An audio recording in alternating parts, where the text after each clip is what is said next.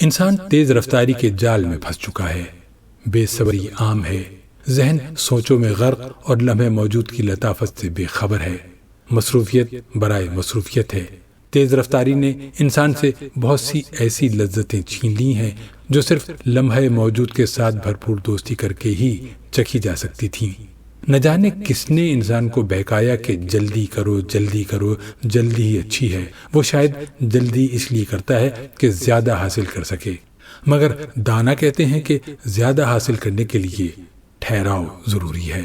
کھانا جلدی کھایا جا رہا ہے کہ خریداری کے لیے جانا ہے۔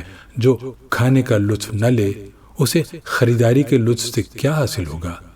ذرا ایک لمحے کے لیے ہر شے کو چھوڑ چھاڑ کر ذہن کو کسی ایک نقطے پر، کسی ایک مسئلے پر، کسی ایک شعر پر مرکوز کیجیے اور دیکھیے کہ بیرونی اشیاء کو چھوڑ کر اندر کی دنیا سے ربط رکھنا کیسا ہے۔ تیزی کے سبب زندگی بھری بھری نظر آتی ہے، مگر انسان خالی خالی ہو جاتا ہے۔ انسان کی ضرورت ہے کہ وہ اس وقت جو کام کر رہا ہے اپنی بھرپور توجہ اس پر رکھے، اس سے اس کی توانائی بڑھ جاتی ہے، طبیعت، رجحان اور صلاحیت یکجان اور یک رخ ہو جاتی ہے۔